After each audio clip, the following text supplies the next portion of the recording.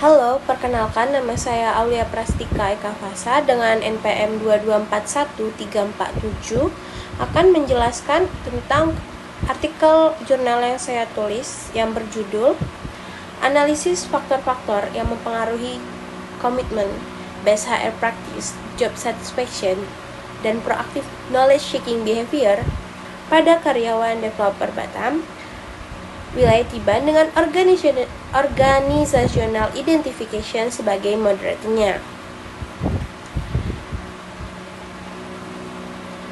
Hipotesis yang saya buat yaitu pertama,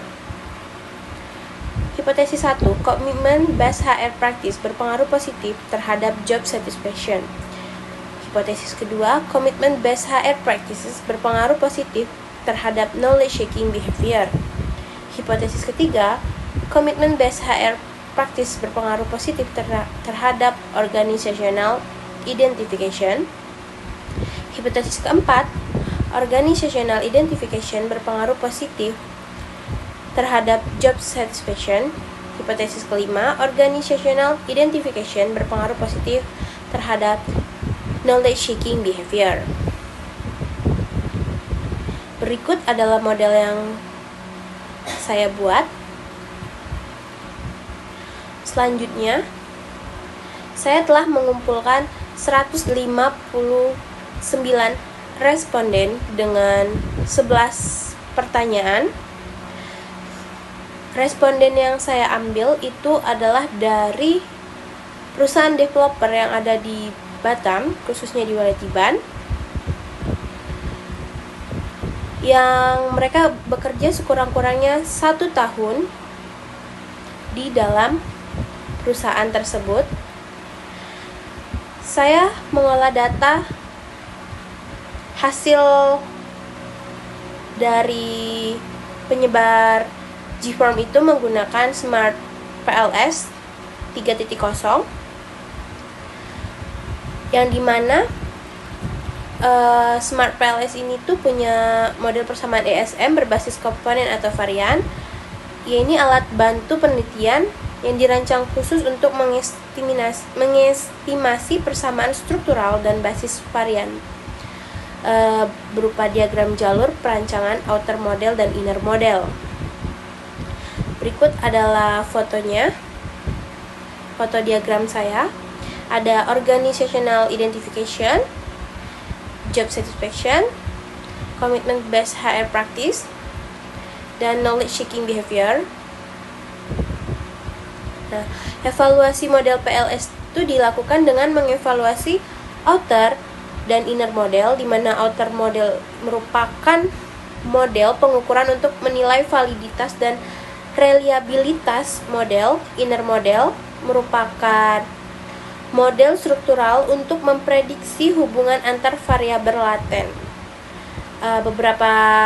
Adapun kriteria yang digunakan dalam menganalisa data yaitu melihat validitas diskriminannya, composite reliability, dan current base alpha. Sedangkan inner model melalui bootstrapping, uji T untuk memprediksi adanya hubungan di dalam variabel tersebut. Sebaiknya ini ada data demografi yang telah saya rapikan. Data demografi yang pertama itu ada laki-laki dengan keterangan jumlah 67 dengan persentase 42,4%, perempuan 91 dengan persentase 57,6%, dengan jumlah total dari responden yang setelah saya kumpulkan adalah 158 responden. Baiklah, ini ada hasil uji overloading saya. Sebelum kita masuk bagaimana cara mengolahnya, kita ke Gform dulu. Kita download ini spreadsheet yang ada di Gform. Selanjutnya masuk ke dalam dalam Excel, Microsoft Excel. Lalu ubah Microsoft Excel-nya.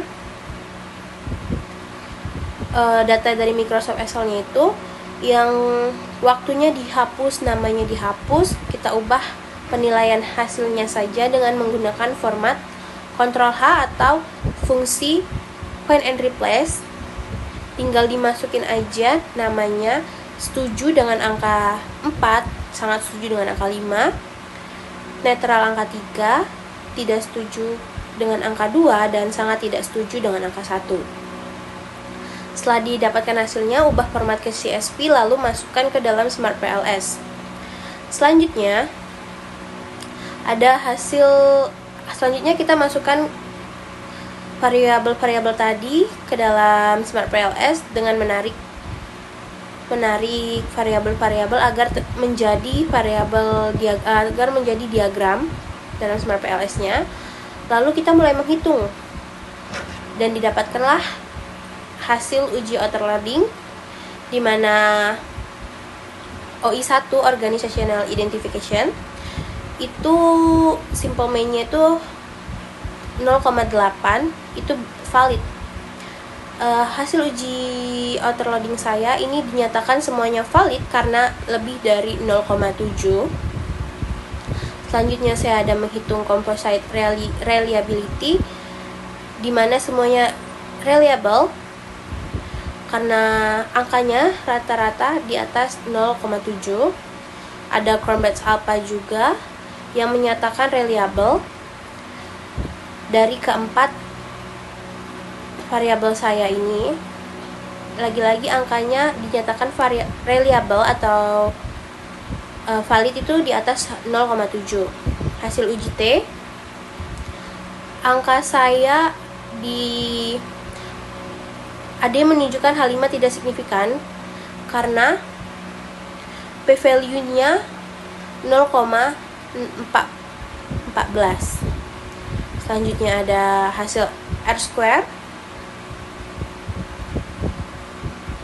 dan hasil uji efek tidak langsung.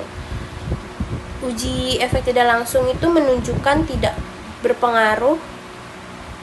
mempengaruhi p-value-nya 0,71, dan selanjutnya ada p-value dengan nilai 0,35 dengan tes statistiknya 1,808 dan 0,16.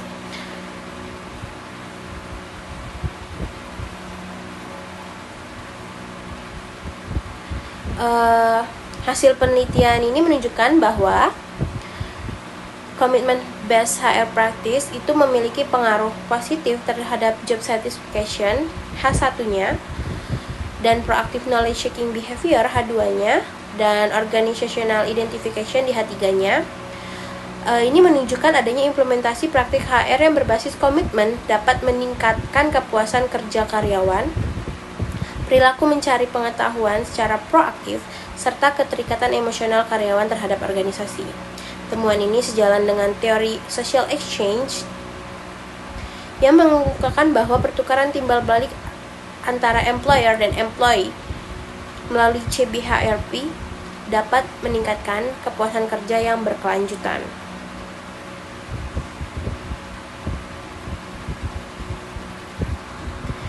Saya ucapkan terima kasih. Saya Aulia. Terima kasih banyak.